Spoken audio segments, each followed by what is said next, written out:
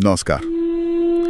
आज हम एक बहुत ही संवेदनशील और गहरे विषय पर बात करने जा रहे हैं। इसका आधार है एक स्रोत, राधा कृष्ण अंतिम मिलन की छाया। ये हमें राधा और कृष्ण के जीवन के शायद सबसे मार्मिक क्षणों में से एक में ले जाता है। उनके अंतिम मिलन में हमारा मकसद सिर्फ कहानी दोहराना नहीं है, बल्कि इस विवरण के जरिए उनके रिश्ते के उन पहलुओं को समझना है जो अक्सर ऊपर नहीं दिखते, और इस आखिरी मुलाकात के पीछे जो गहरा अर्थ है उसे टटोलना है।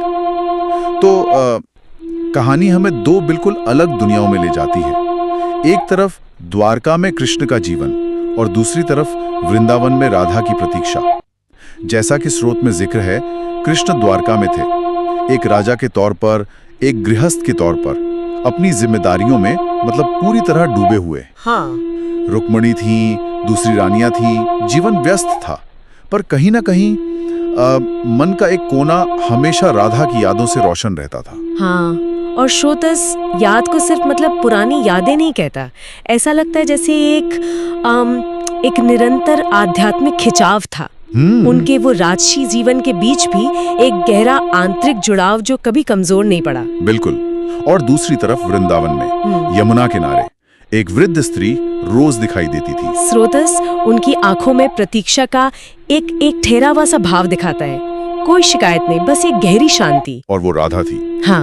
उनकी प्रतीक्षा भी सक्रिय नहीं बताई गई है, जैसे एक तरह की ध्यान अवस्था हो। बिल्कुल, ये प्रतीक्षा वैसी नहीं थी जैसे हम आमतौर पर सोचते हैं कि कोई बेचैनी से इंतजार कर रहा है किसी के लौटने का।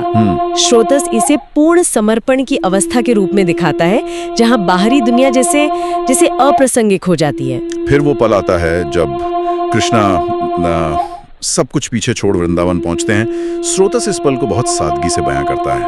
वो राधा को देखते हैं, उतनी ही शांत, सौम्य, जैसे प्रेम ने ही शरीर धर लिया हो। हाँ, बिल्कुल। यहाँ एक बात गौर करने वाली है, स्रोत कृष्ण के आने के पीछे कोई खास वजह या कोई योजना नहीं बताता।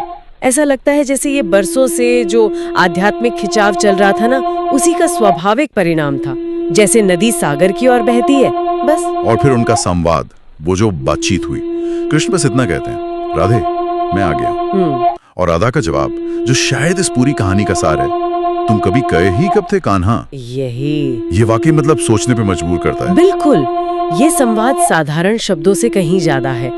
स्रोत बताता है कि राधा का ये कहना उनके अद्वैत भाव को दिखाता है, जहाँ प्रेमी और प्रिय के बीच का वो जो फर्क है वो मिट जाता है। उनके लिए कृष्ण कभी दूर थे ही नहीं।